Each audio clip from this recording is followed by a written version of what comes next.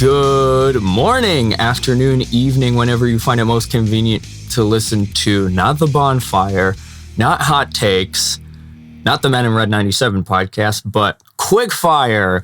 Way, it's the first episode of our little update show, so these shows will come sporadically throughout the week whenever there's an update or a Quick Fire update that needs to be put across the line. I am joined by my co-host, Tim. Hey, good to be here, as always, Alan. Yes. And what is this quick fire update that we need to share to the masses real quickly? And that is the US Open Cup. First round, we had 3 Chicago teams play yesterday. 2 of them played against each other, and we'll focus on that game for the most part. Chicago Fire 2 against Chicago City SC. That game finished in the most lopsided victory in the first round of the US Open Cup, 6-0 for Fire 2. Truly a game, I'll say that. Yeah, it certainly was. And I mean, even though like at a high level, you might think, well, it's a group of professionals. I mean, some are academy kids, but a professional team with people that are playing soccer full time against a group of amateurs and a USL2 side, and that's a summer league. So the players that were playing, like they're not in season. It was a completely different squad than the one that played last year because that's just the way that USL2 works.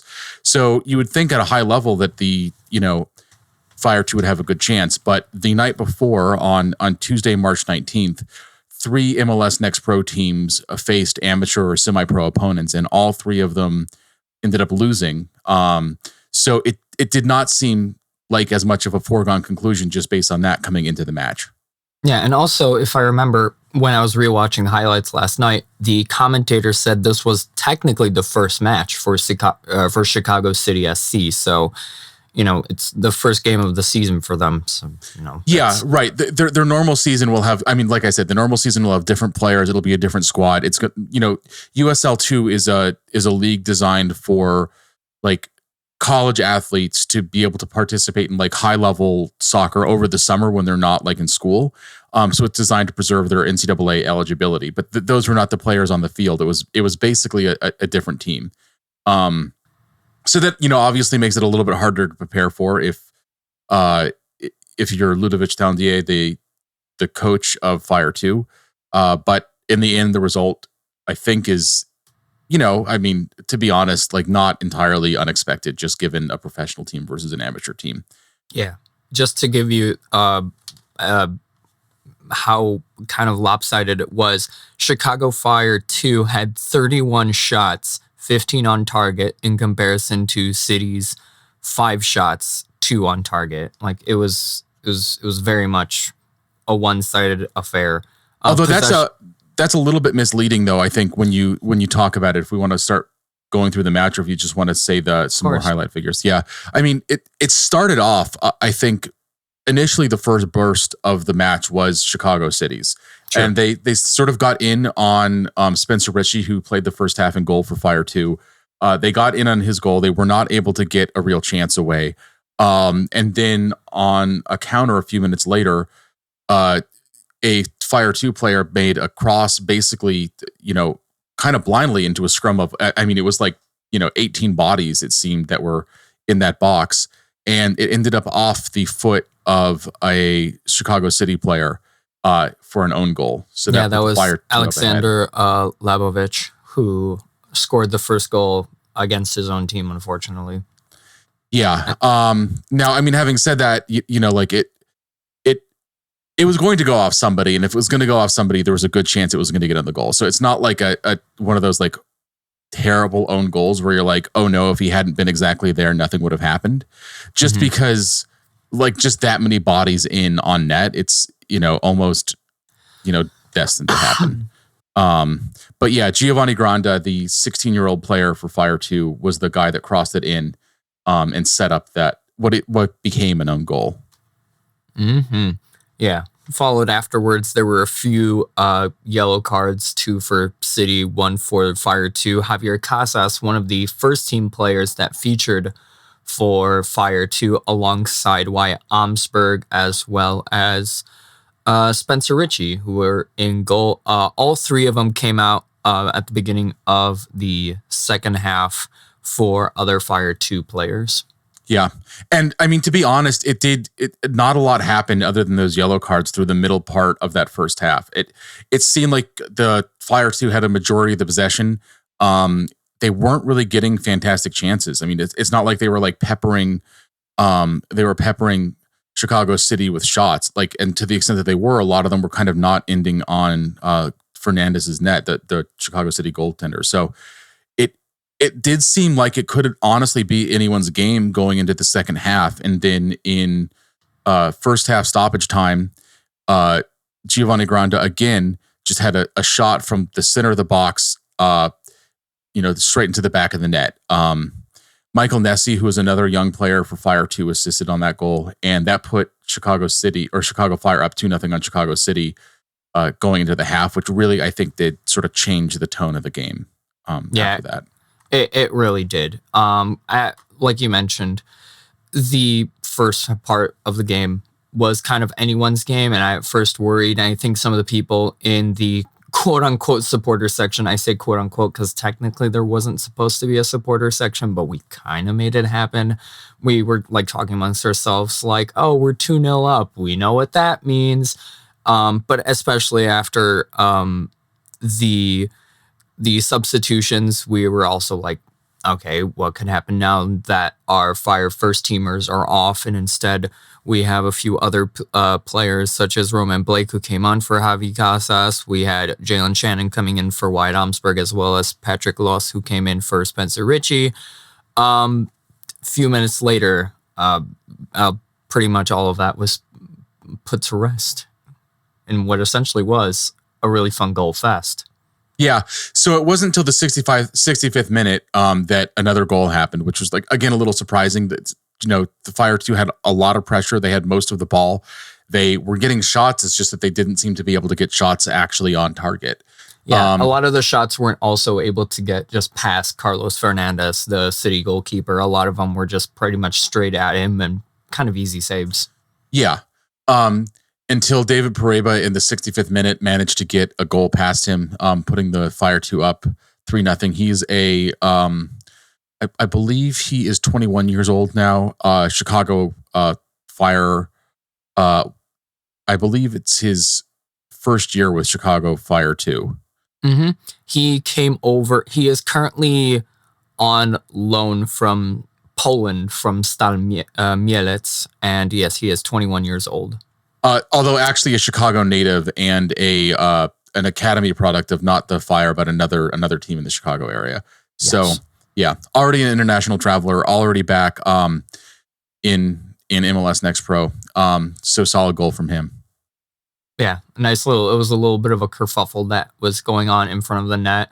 The City players weren't able to clear, and Paremba just kind of on a wide angle just slots it into the left corner. Yeah, from inside the 6-yard box, which, like, how many times have we talked about, like, the Fire first team just, like, getting shots inside of the box and how important that is to get goals? Like, that. This is just an example of why. Like, it doesn't really matter. Yeah, it doesn't matter from where, even if they're more messy goals from incredibly close range, sort of like the Kuiper goal against Montreal. And if you're getting shots in from that close, like it doesn't matter if you're talking an amateur goalkeeper, the best goalkeeper in the world. You just got a better chance at getting goals, and that's what we saw with that third goal. Amen, I say to that. And speaking of messy goals, we had a not messy goal from Nessie, who from pretty much right outside the box after a through ball just tucks it once again into the back of the corner. Keeper couldn't do anything to make it 4-0. To which the supporters started yelling, "Nessie is our Messi." Yeah, it was a great goal to see. Like, that was one of those goals that is just like, it seemed like from where we were in the press box, a sea sort of parted, and just like it was like one of those balls that just managed to make its own way to the back of the net. Just clean shot. And actually, I think that was the second point for Pareba, because he got an assist on that goal. Yep, he got the assist off of that one. So yeah, it's like a bunch of different scores in this game, but a lot of players got multiple points with the assists. Mm-hmm. And speaking of parting the sea, around the 82nd minute, Fire 2 have earned themselves a free kick, pretty much right in front of the penalty box. Harold Osario sets it up and just splits the wall down the middle of City players. Carlos Fernandez didn't know what was going on, and the ball just goes in bottom left corner. Once again, I feel like that bottom left corner is just where the players were aiming at. Quick 5-0. Yeah.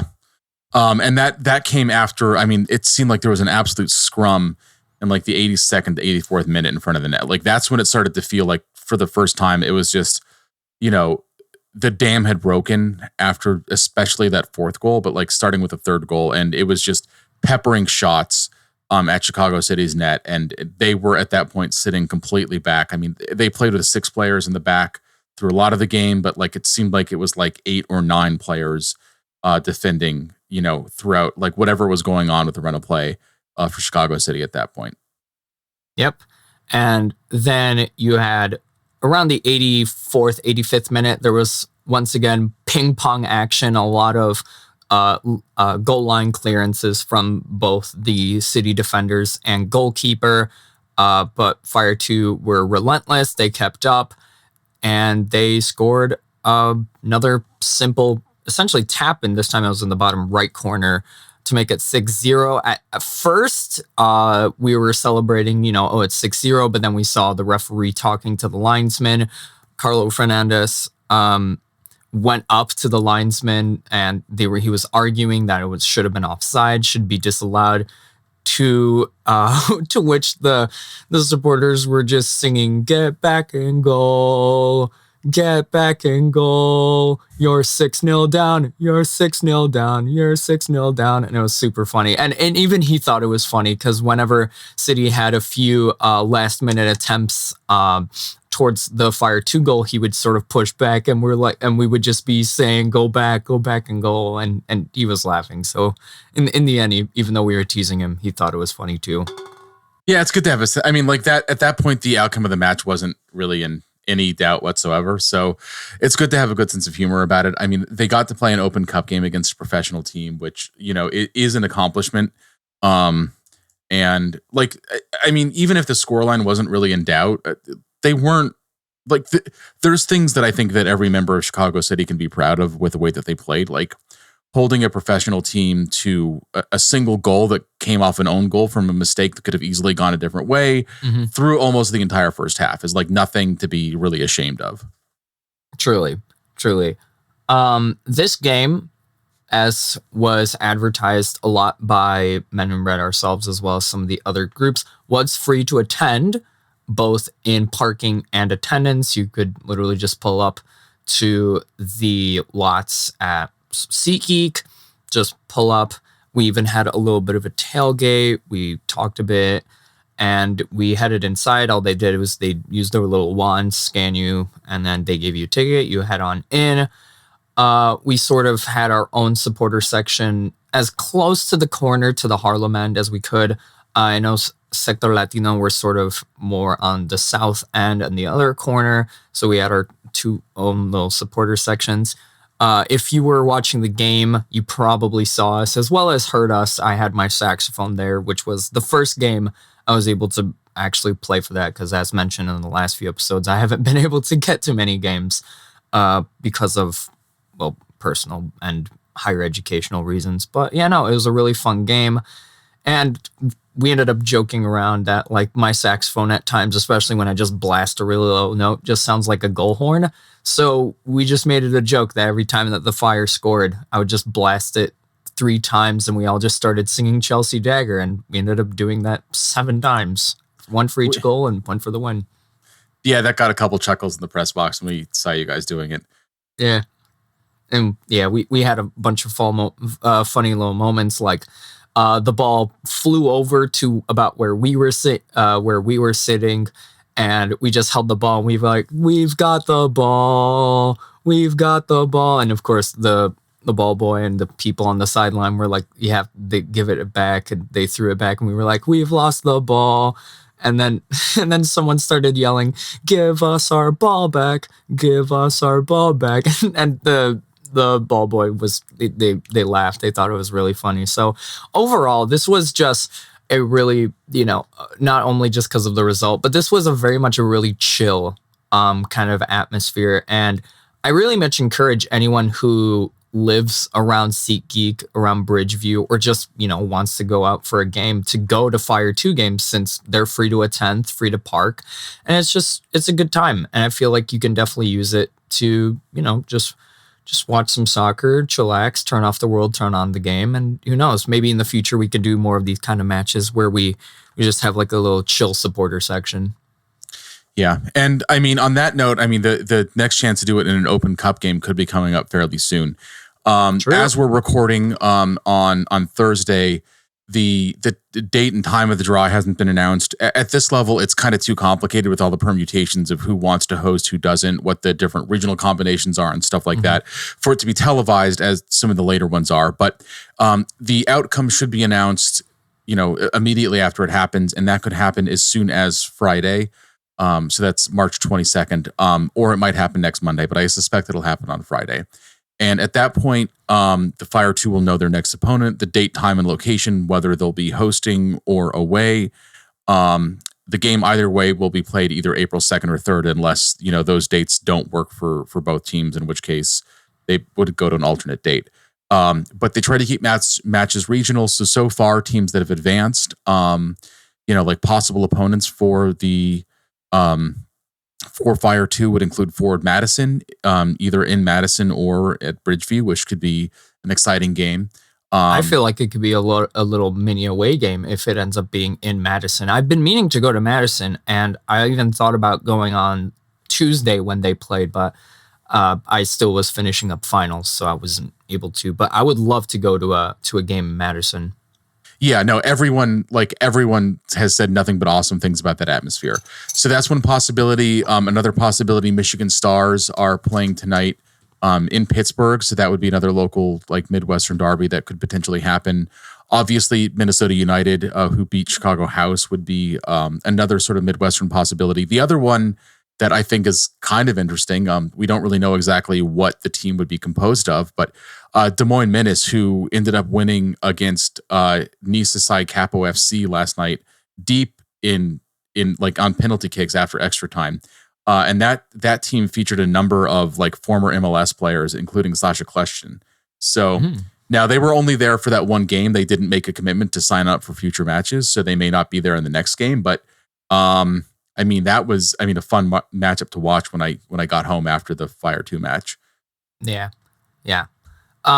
Even because we mentioned this almost every episode, that we're still bummed out that, the Fire first team isn't playing, and that, the way it's structured is really not the greatest in terms of the lack of first teams, and that some first teams can participate, but not all teams, especially like the Fire. The supporters section definitely made that message clear. I don't know if you could have heard that televised, but some things some words that are not appropriate for a family friendly podcast were said about Don Garber.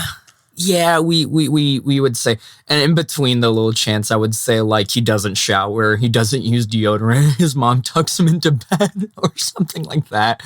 Just really stupid stuff. But yeah, I feel like the magic of the cup, as it is applicable in other countries, is very much applicable here in the US Open Cup. I've seen a lot of clips as well as highlights from other teams, especially Vermont Green FC. And that apparently was the first time a team from Vermont has played in the US Open Cup. Because I saw it, because like Bernie Sanders even shared about it and everything. And I was like, that's pretty neat. Yeah, it's crazy to think that 109 years in, it's the first Open Cup game to happen in the state of Vermont. Yeah. But it is a cool, in that atmosphere looked great. A number of teams around the league sold out their venues. Smaller venues, we're talking like 1,000, 1,300 people at a lot of these matches, but it just is great to see. And, I really do hope that it is going to be a midweek game, but if the next game is at Bridgeview, or even if it's at Madison, they're fun to go to. The one at Bridgeview was free this past time. I assume that there's a very good chance the next one would be as well. And just like, you really can't beat like, free soccer in a 110-year-old tournament. And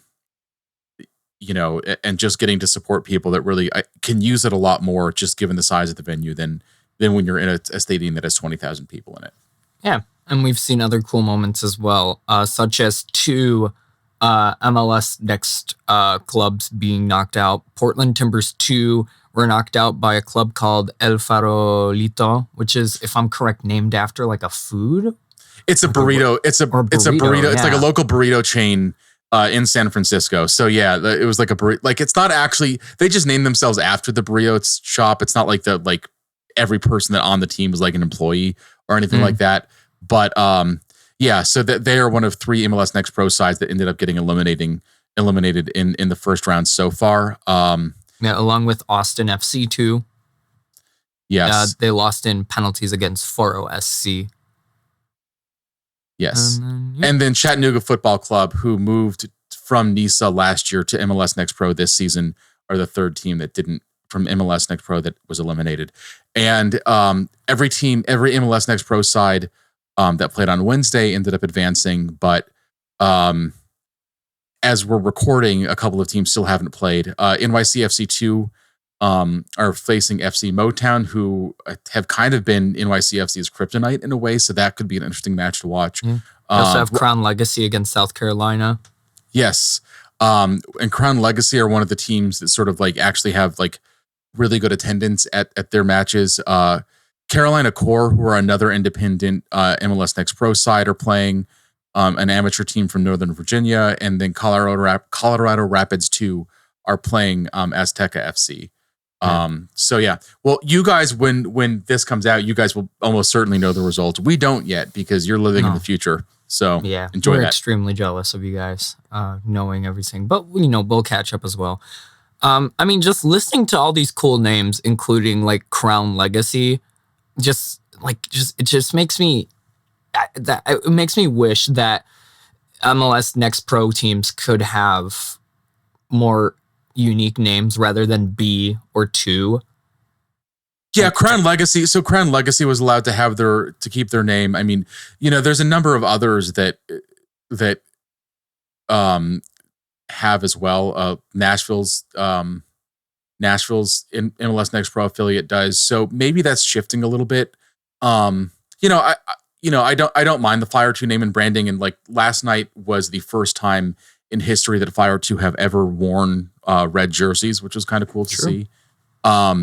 But yeah, I don't think it'd be the end of the world if they were able to move to, like, even if they started playing matches in a suburb somewhere in Chicago that was farther away, where like there may be more local enthusiasm. Although starting next season with the new performance center for the Fire opening, both the first team academy teams and the Next Pro team will all have practice facilities there. So like they will almost certainly be staying in Chicago or the Chicago area, not like moving to a different state or anything like that, like what Nashville did.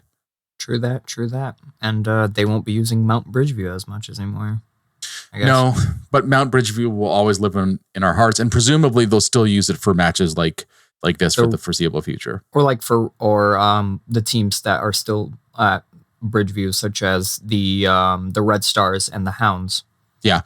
No, but I assume that the Fire will still continue to use SeatGeek for, probably MLS Next Pro matches, as well as like Leagues Cup matches, like matches that are sort of scheduled later where Soldier Field doesn't necessarily have availability. True. But with like the whole stadium discussions are still following the stadium discussion for the Bears is such it's a mind game of like, is it going to be on the lakefront? Is it going to be in Arlington Heights? What are the Sox going to do? Are they going to stay at 35th? Are they going to go over to the 72 or whatever? So it's like it's so much fun listening to all that. But it is a mind. It's mind games. Yeah. So we'll have to see. But in the meantime, hopefully it'll be another home game for the Fire, and if not, Forward Madison, I think would be a really fun away day. Des Moines, who knows? Like, I don't know where they play, but like, I don't know. That could be fun too. So we'll see. But this was, a fun start to the tournament. And, I think it's important to recognize that, like, even though this isn't the way that we wanted to see the Fire compete, everyone that is competing to win. And, speaking to some of the players after the match last night, they're very aware of the crest that they're wearing and the history of the Fire in the competition. And they want to do everything they can to write the next chapter of that legacy. So, it's a fun thing to like go watch and, experience personally. And if you get the chance in the next round, I think you should go for it. Amen. I say to that. Anything else to add about Open Cup or any just like boom in your face updates? No, I think we've covered the Open Cup match. We'll be back on a regularly scheduled time and place next week to recap the Fire's match against the Revs, to preview the match against Atlanta, and whatever other updates happen between now and then. Amen. I say to that. Well, ladies and germs and they, thems of the Fire, thank you for listening to this first iteration of Quickfire. I always have to make sure I say Quickfire because we had discussion that it could also be called that maybe Rapid Fire was in the, but apparently we chose Quickfire. So yes, it's Quickfire, right? Yep. Swinging. It's Quickfire. So thank you for this. Thank you for your time. Whatever you were doing, whether you were driving, make sure you keep your hands on 10 and 2 or 9 and 3, whatever it is these days, or whether you're drinking a cup of coffee in the morning, just like I am. I thought you were going to go to like whether you're drinking in your car, like whether you're like cracking open a beer. I'm like, all right, Alan, whatever. This podcast needs to end. It's not so quick anymore. All right. 20 minutes is quick, I think. All right. Yeah, no, this has been good. It's been fun as always. Amen. So, as always, I am Alan the Pole with the Gold, joined by my co-host, Tim. Forever and ever. Come on, you men in red.